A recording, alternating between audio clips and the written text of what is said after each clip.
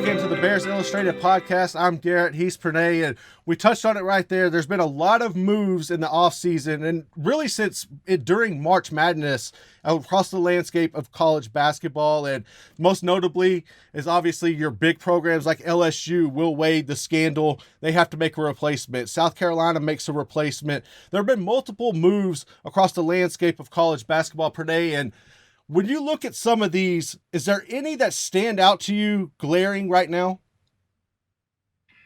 First of all, I have to say that the Seton Hall move, bringing in Shaheen Holloway, I'm going to have to give that an A++. That was a fantastic move. This dude who played at Seton Hall took him to the Sweet 16 before getting a season-ending and career-ending injury. And then he takes St. Peter's to the Elite Eight, the first ever 15 seed, to make the Elite Eight. Peacocks can't fly, but they were flying to the moon until they ran into that wall that was Armando Bacot. I think that Shaheen Holloway is an incredible hire.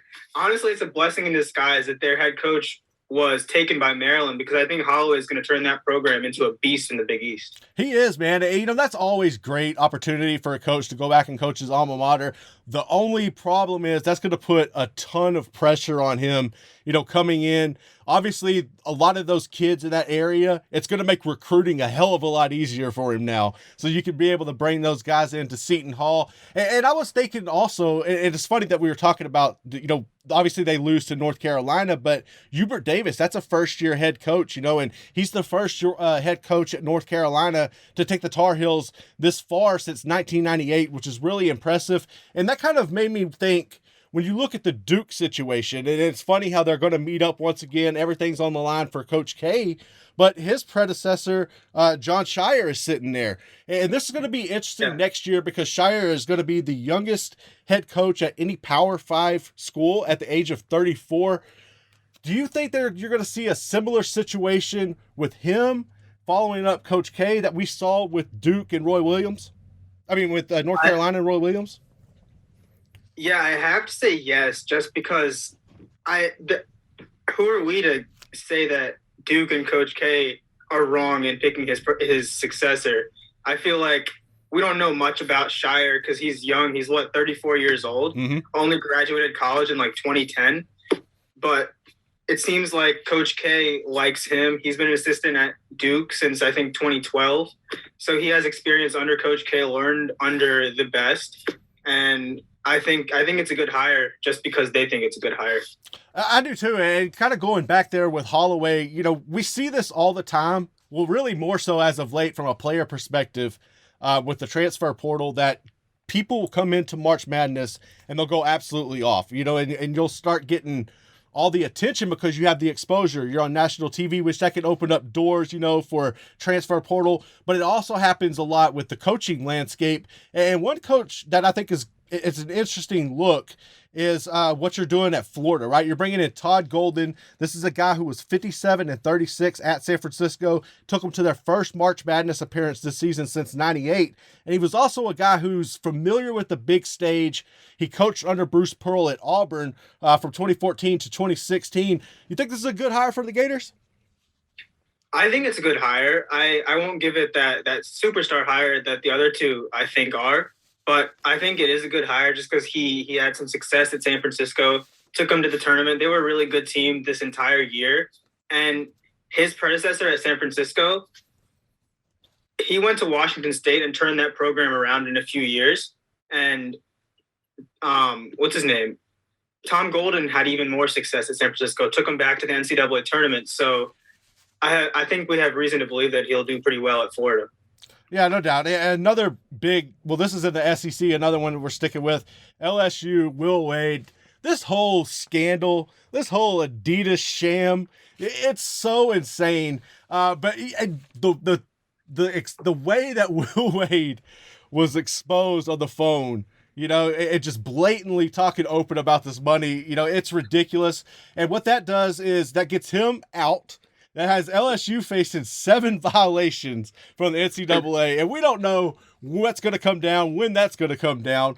But you have a guy that comes in from in Murray State, and Matt McMahon. He did a really good job with the Racers before, you know, St. Peters knocked them off. They were the hottest team one of the hottest teams in the nation. They were riding I believe it was the nation's longest winning streak at that time. If you can overcome the obstacles, you can overcome the mess that Will Wade has left for you. What do you think the chances are that this hire of Matt McMahon will be successful at LSU? I think that there's a good chance that this hire will be successful. I think one of the key things about McMahon is that he seems to be good at developing players who aren't highly touted recruits. John Morant was at Murray State as, I think, an unrated recruit, and then he became a number 2 overall pick. He's a superstar in the NBA. And because of this upcoming postseason ban that LSU is probably going to have because of this crazy scandal, they might be out of the postseason for like 2 years. They're not going to be getting as many good recruits as they would otherwise. And having a coach that has shown that he can develop players that aren't highly touted coming out of high school is pretty important. Let's stick with this Adidas scandal, because I can't get enough of this Adidas scandal. So Arizona, you're an Adidas guy. Arizona, yeah. I like Adidas. I can rock with Adidas, but man, this is a hot mess. Arizona, they're one of the faces of this whole debacle. And you get rid of Sean Miller. You come out, you have another tremendous season this year. And I'm thinking there's no way anybody's going to touch this guy. Like he's got to be done, right? Well, in coaching world, there's always a second chance. You know, you just got to wait for it. Xavier is going to be that second chance for Sean Miller. They have parted ways with Travis Still after 4 seasons. He wasn't able to get him into the dance this season. And this is a homecoming for Sean Miller. You know, he was there in the early 2000s. He had them at like 4 or 5 March Madness trips. What do you think about this move? And obviously he's going to have to serve a suspension. Do you like the move of Xavier going out and saying, you know what? We know this guy can win on the court. We can deal with everything aside. We know he's proven it. We're going to bring him back. Yeah, I do like the move because at some point you got to be like, we can deal with everything else, all the crazy stuff that he comes with, but we just want to win on the court. Because this year Xavier's team was really talented, and they didn't make the NCAA tournament. This is probably one of the most talented teams ever to not make the NCAA tournament. And at that point, that just comes down to on the court coaching. And when you have a guy like Sean Miller, when you're getting these recruits and have this talent, regardless of whether he's going to coach half the season or the full season, having a guy like Sean Miller is going to be really beneficial.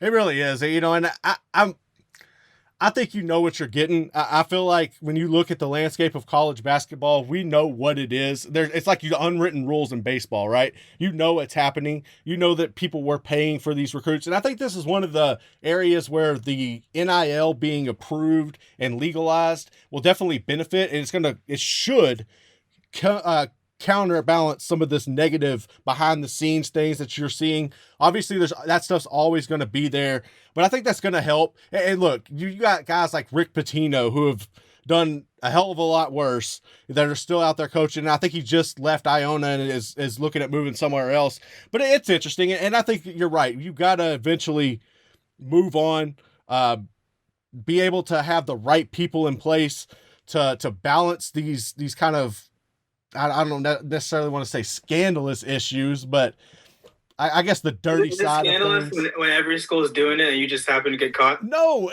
that's what. Look, you got to be so irate if you're Oklahoma State and you're sitting there looking at Kansas playing in the Final Four. You got to be like, what the hell is happening here? You know, it makes no sense. But it's just one of those things, dude, that I think it's out there. But if you're Sean Miller, you're going to be very cautious, right? Like you're not going to go out and do anything remotely similar to what happened to Arizona because you already know you're under a microscope. And I think that when you take that into consideration, and that's the same thing you could even use with some other sports and some other coaches. But at the same time, it's just kind of touch and feel, and it's really what's best for that situation. Yeah, I agree. And then you mentioned Rick Pitino earlier. So if you want to talk about his old school, Louisville hiring Kenny Payne, what are your thoughts on that? I love it. The first African-American hire for that program. I think that he's a guy that can come in and nail the recruits. I like what he's been able to do. You got a proven track record. You have a great program. You have great facilities. The KFC Yum Center is phenomenal. And Louisville's a fun city, and you can get people to want to come and play there. Obviously, playing basketball in Kentucky is like playing football in Texas. It's a big, big deal. So I really love that hire. What are your thoughts on it? I think it's a good hire. He has a lot of experience under Coach Calipari at Kentucky. I think for like 10 years. He has some assistant coach experience in the NBA. So I think he'll be a good coach. I just am pretty surprised that they weren't able to go out and get a bigger name, considering Louisville is such a big brand and such a big basketball program. Maybe Kenny Payne was their top choice. Maybe they wanted him because he's an alum of that school. But I was a little surprised that they couldn't get a bigger name. Sometimes I think that the name I don't know, because if you can, it's great to have splash hires and it's great to have names, but if you have a guy that you're trying to build your program around, he's been a part of that. He's already, entangled and infringed with all of the boosters, the alumni. He knows the standard there. I think that can make for an easy transition. Yeah, that definitely can. And I think that it will be an easy transition for Louisville and Kenny Payne. Didn't he won a national championship there as a player, right? Yeah, he did. I believe so. He has that championship DNA. He loves the school, obviously. So that's a good point. It would have been funny if they went out and hired Rick Pitino back like Xavier did with Sean Miller, but we all knew that wasn't going to happen. Let's hope that doesn't happen. We'll see, though, but you never know. Let's dive into the Elite Eight. Let's look back at that. We got our Final Four set. We're going to take a closer look.